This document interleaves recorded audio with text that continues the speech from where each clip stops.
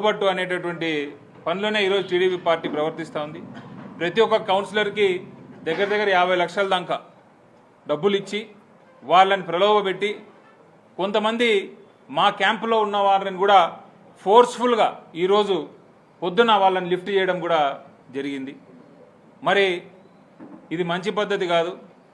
డబ్బులు తీసుకొని ఆ పక్కకు వెళ్ళిపోయి పార్టీని మోసం చేసేటటువంటి వాళ్ళు ఏ పార్టీలో ఉన్నా కూడా వారికి ఆ భగవంతుడు అనేటటువంటి ఖచ్చితంగా శిక్షిస్తాడని కూడా చెప్తారు.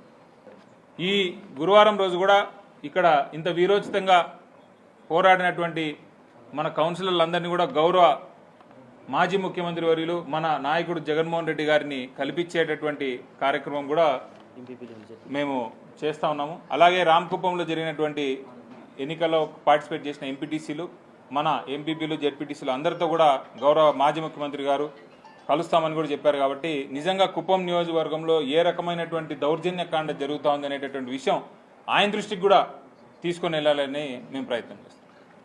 కరెక్ట్గా 3 ఏళ్ల క్రితం దీంట్లో చాలామంది పేర్లు బహుశా కుప్పం నియోజకవర్గంలో అంత పాపులర్గా తెలిసిండకపోయిండొచ్చు, ప్రజల్లో నానిండకపోవచ్చు. కొంతమంది సీనియర్ లీడర్స్ ఉన్నారు, కొంతమంది పేర్లు కూడా ఫస్ట్ టైం వినేటటువంటి వారు ఉన్నారు. వీరందరికీ కూడా రాజకీయ భవిష్యత్తు పెట్టింది జగన్మోహన్ రెడ్డి గారు, మీ అందరినీ గెలిపించింది రామచంద్రారెడ్డి గారు. మీరు ఈరోజు డబ్బు కమ్ముడిపోయి ఉండొచ్చు, బెదిరిపోయి ఉండొచ్చు, ఏమైనా చేసి ఉండొచ్చు, కానీ మీకంటూ ఒక వ్యక్తిత్వాన్ని, మీకంటూ ఒక గౌరవాన్ని తీసుకొచ్చినటువంటి వ్యక్తులకు మోసం చేసి మీరు ఈరోజు మరి పార్టీ మారిపోయి అంత గొప్ప వ్యక్తికి మీరు మోసం చేసినారు. కాబట్టి ఆ భగవంతుడే మిమ్మల్ని మరి ఏ రకంగా శిక్షిస్తాడో ఆ భగవంతుడికి నేను వదిలేస్తా ఉన్నాను.